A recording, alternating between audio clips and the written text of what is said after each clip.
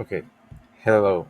Um, I wanted to make this video to document basically my experience with the a380.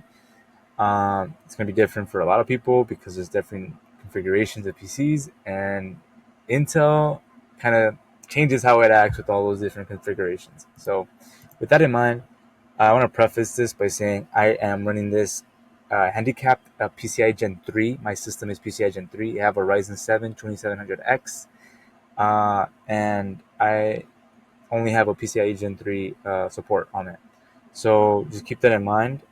I am not overclocking it, but kinda because I am pushing the power limit to 66. I don't know if it was normally there, but that's just exactly what I did. I just made sure it was there. Now, all these things out of the way, I also wanted to mention, I know there's been plenty of videos you've seen. They're either a couple years old or they're just mentioning stuff that I personally don't even care about, which are most of the time not games, which is terrible. Um, with this in mind, I feel like most, except maybe Iceberg Tech's video, have showcased the graphics card in a really bad light. They're more showing what it can't do more than what it can do. And again, Iceberg kind of shows you what it can do a little bit, but he's kind of throwing shade like half of the time. And I feel like he's not really giving it a fair shot in some of these games. But at the same time, most people will not be playing this game either way. These games, he's testing games that just came out that year, which makes sense. It's a brand new card, whatever you want to say. Let's prefer right now. Granted, but I feel like I rarely, if ever, buy AAA games, especially since I'm a budget gamer from my PC, as you can tell. I just got really lucky with my parts because I'm pretty tech savvy, so I can get good deals. But besides all that, I just want to say I feel like it's not representative of the kind of games that I play and the kind of games I expect people buying this card at this budget with budget PCs to be playing. With that in mind, I wanted to preface this video by just saying that. Now we can get into the benchmarks. Basically, I have not captured gameplay primarily because I have to go and get ready in 30 minutes, and I'm in a hurry. But I want to put this video out right now that I have the energy, and before I get busy with college because I'm in college. So with that in mind, I'm going to be showing screenshots of the games and maybe some benchmarks numbers, but I guess we'll see. With that in mind, let's get right into it. For Quake Champions, which is a 2016 game, if I'm not mistaken, I was able to play with a mix of high and ultra settings, and I was able to get about 100 FPS plus. I was consistently getting about 106 around, but it would drop to about 90, 99, and 98, 96 around there. With all that in mind, I do want to preface these are all at 720p. My monitor resolution is about 1024 by 768, but it can go to 1280 by 1024. It basically is like 720p. From what I've seen, I have to run Overwatch at 720p, so they perform about the same. Anyways, move on. Doom 3 BFG. Uh, that is like the remake version or whatever the fuck. That one, I was able to run the game at max settings, 2 times mssa, and I was hitting my Vsync limit because I do not like tears, especially in games like that. Vsync limit at 75, and I'm sure it could have done hundreds of more FPS if I gave it the option to. I've also been playing a ton of Arc Raiders. I have a mix of mostly high and medium settings with XeSS ultra quality, and I have a 40 FPS cap. With my monitor size, it's a 17-inch monitor. I cannot tell the difference between ultra quality and no upscaling.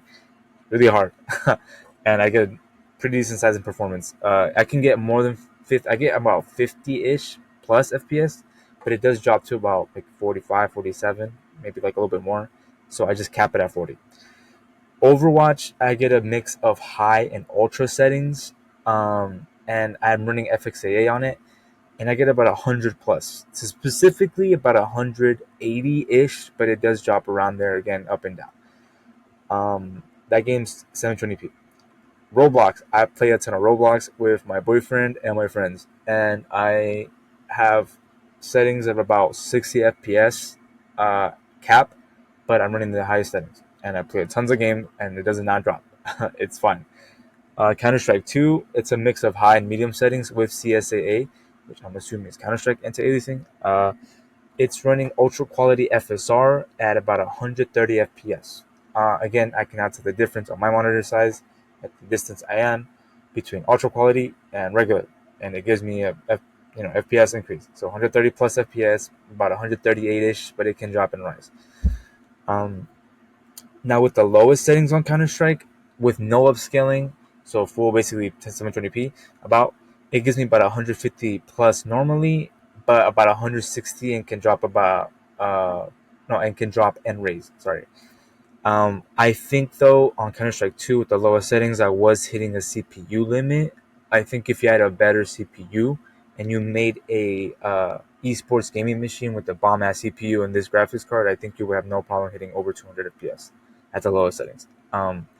But moving on, Keep Gambling, which is an indie game that's using Unreal Engine 5, which leads to high settings with medium textures at 70% scaling with DirectX 12, only getting 40 FPS plus. But, I would probably just cap the game at 30 and play like that with the controller, and I'd probably be fine. I think that's what I did last time with my friend. But yeah, the game looks fine, it runs fine, and I had a ton of fun playing the game. Now, with all those little benchmarks out the way, I want to mention some problems with Arc, primarily with older titles. Anything that's not running DirectX 12 or Vulkan is going to struggle. That is a fact with every single Arc card. The B series and the A series, Alchemist and Battle Mage. They both struggle with that. Um, I think the best example I can give is Quake 2 Remake. The highest settings with anti-aliasing on DirectX 11 only gets about 120 FPS plus. But on Vulkan, I get about 300 FPS plus.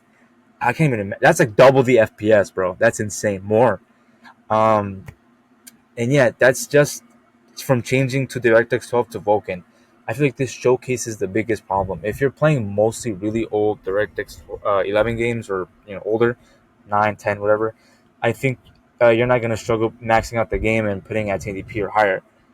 But it's really those titles from 2010 to I want to say 2018 that are DirectX 11 only or DirectX 11 enhanced that you might struggle with, because they're just genuinely like limited by the architecture. But there is a workaround that you could use with DXVK, but I will mention that in a later bit. I just want to get my final thoughts out. Now, with my final thoughts, I want to say I think for about $140 if you get it on sale, or less if you get it on like a Black Friday deal, I think it's the perfect GPU if you don't have that good of a power supply and you're just going to be playing mostly older games and esports games and the occasional AAA title. That is how I play games. I occasionally buy a AAA title, $70 game, and I'll make it work no matter what. And again, with this graphics card, with uh, with the upscaling it has available to it and the settings that you can crank down, I think you can totally play AAA titles if you really need to. If you mostly play older, if you mostly play older games and esports games, I think this is the perfect GPU for you if you have like an upper mid-range older system. I think that'd be the best case scenario. By that I mean 2016 and above, really, because anything that supports rebar, really, I don't think I would, I don't think I recommend this at all if you don't support rebar. And you should definitely avoid any Intel GPU if your system is too old to support BIOS, like UEFI BIOS or rebar, because you need both of those. So other than that caveat, if you have a semi-modern system that's just budget, I think this is the perfect GPU to get. It has ray tracing. The ray tracing is better than the RX 6500 XT because of that VRAM, and so you can get to a little bit of ray tracing in there, and it also just has better overall performance because of the 96-bit bus width with the higher clock memory. You get about 186 gigabits per second on the memory compared to about 140. It makes enough of a difference that I would say it's noticeable. But without my final thoughts being clear, I think you should get it if you have a new enough system. If it's too old, you're better off getting anything else around this price range. That is my final thoughts. Now to the workaround. If you stay long enough and you have this and you're wondering, whoa, what kind of workaround with DXVK? Basically, I say you should go to DXVK on GitHub, and there's a specific version I get that's the async version. So DXVK async. You look that up. You go to the GitHub. You go to releases and you scroll down until you get to 1.10.3. That's the newest version that works consistently. I have found that works consistently on Windows with multiple games. And it allows you to use Vulkan on older games or indie games primarily. So remember those pesky titles I mentioned, 2010 from 2018, where they're primarily DirectX 11 or DirectX 11 Enhanced. There's not really DirectX 12 or Vulkan or anything like that. Some games have them, but most of those titles around that time were DirectX 11. And they will struggle on your Intel GPU, especially this one. You can use DXVK 10.3 async on GitHub. I will leave a link below. I don't think I can post links, so it's just going to have to like copy and paste it. Okay, sorry. But yes, this consistently works. Extract it, and just you can look up how to use it. I don't think I'm gonna make a video about that. I think actually, wait, sorry, I already have a video about this. If you go to my YouTube channel later on, just scroll back a couple of videos. It's kind of embarrassing, but I was like 14. But regardless, just watch it, and you will understand how to use it and in what ways it benefited me beforehand and what ways it can benefit me now. So just keep that in mind, and that's about it. See ya.